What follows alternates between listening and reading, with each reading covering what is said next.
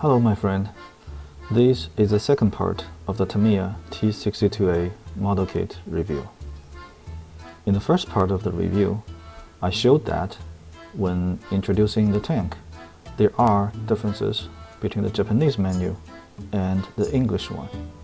I then talked about the information that is in the Japanese version, but not in the English one.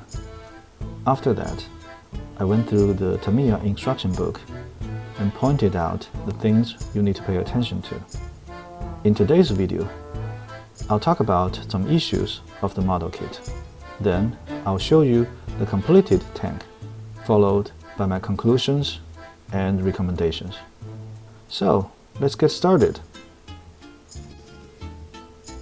This is the complete model kit.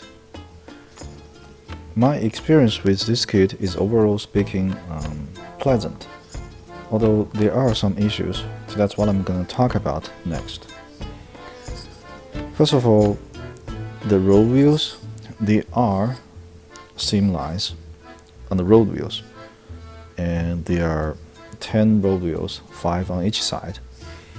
So you need to take some time to sand and remove the seam lines. There are also ejector pin marks, but they are mostly on the inside of the road wheels, so they're not going to be visible. I'm totally fine with that. One thing I don't like about this kit is the bottom of the lower hull. There is no details on the bottom, and it also has a hole on the bottom of the lower hull. This is because, as all the old Tamiya kits, there are RC versions, so those holes are for RC control. Like I said, there's no details at all on the bottom of the hull. That's really a bummer, especially if you consider there's better bottom details in Trumpeter's 1/72th scale T-62 model kit. So that's something. In addition, the cast turret, there's no texture or details. So you may want to use Mr. Surfacer or some other method to create the cast effect on the turret. I personally used the Tamiya putty mixed with Tamiya cement to create the uneven texture on the front of the turret. Another limitation of this kit is that many of the tools are actually molded to the upper hull. For example, this one is molded as a part of the upper hull. But to me, it's not a big deal. As I mentioned earlier, there are places that need filling. So those places are the area around the coaxial machine gun port and the gun sight in the front of the turret. Also, you need to fill the shell ejector door. Otherwise, there will be a gap. Another place you want to fill is in the front. You can see that there's a line here. I did not fill this, but you may want to do that. So that's where the upper hull and lower hull meets. Maybe it's just me, but I had a gap here, so you may want to fill it. The gun looks great, but I don't like this part. It's supposed to be the gun canvas, but the thickness of this part just makes it very unreal. It's not scale accurate at all.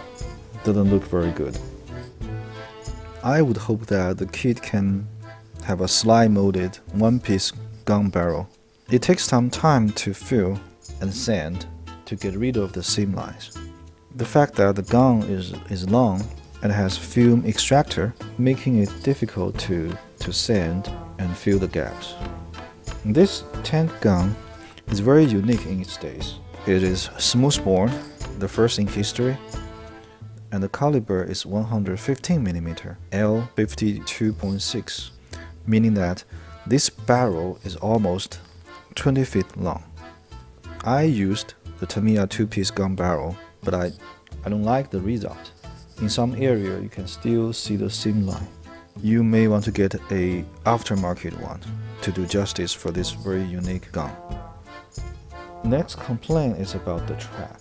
So included in this kit, just like the typical 70s Tamiya kit, is a rubber track. The rubber track look okay, but definitely not great. And mine came in twisted like hell and are very difficult to set straight. I would hope that Tamiya could upgrade this kit and include the link and lens tracks. For the rubber track, if you want to create the sag, you may want to use a hair blower to create the sag.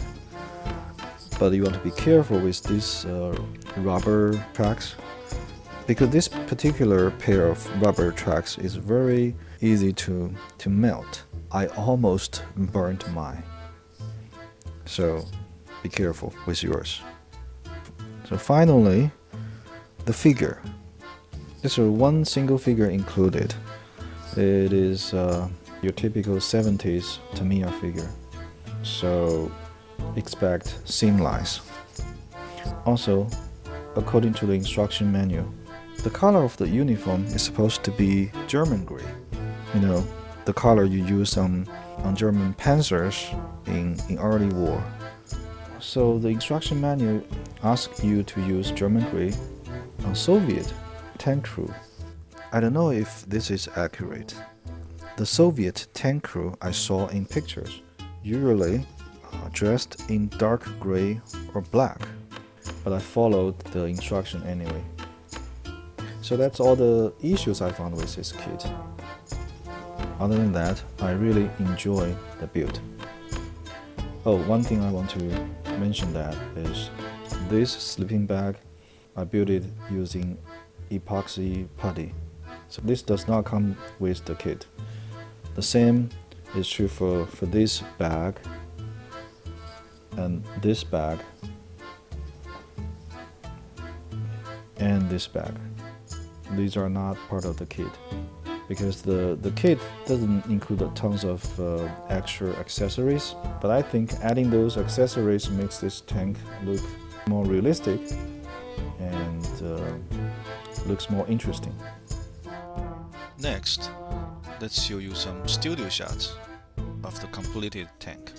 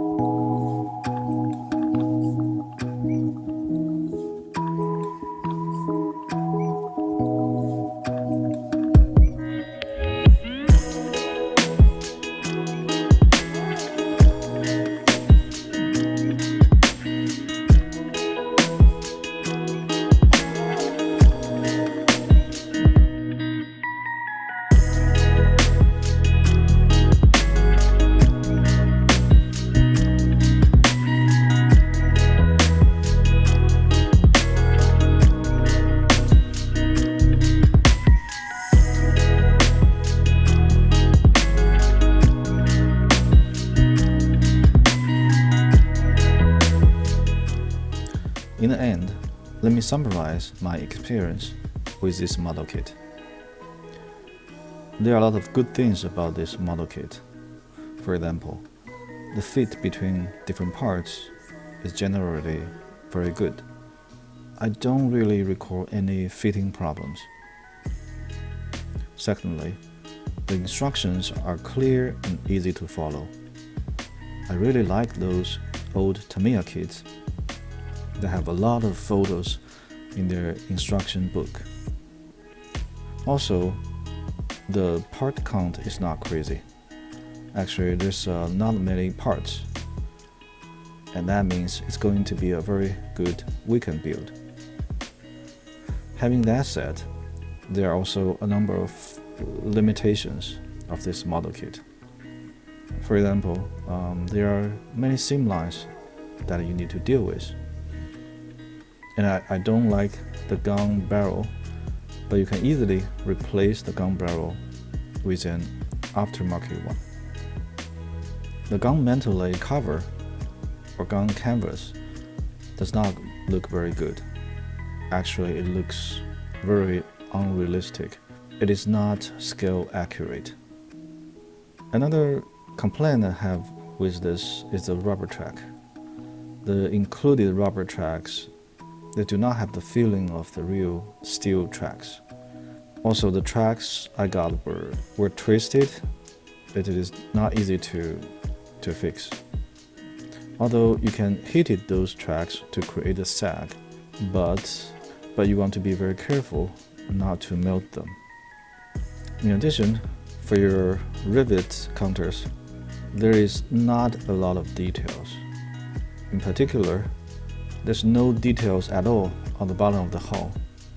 But on the other hand, they're not very visible, so it may not be a big issue for some of you. Lastly, there's a number of places that need to be filled, so that's some extra work. But in general, I still like this model kit.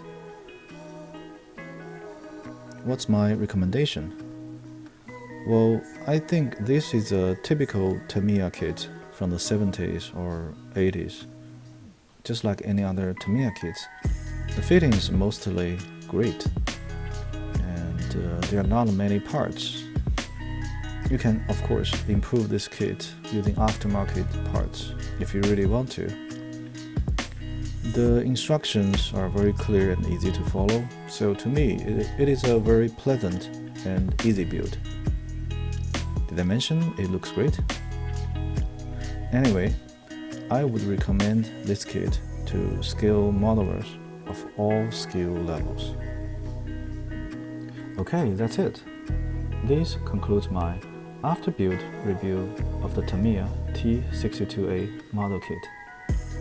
Please also let me know your thoughts about this model kit and leave your comments below. If you find this video informational and helpful, please like and subscribe. This is going to help this channel a lot. Thanks for watching, and I'll meet you in the next video.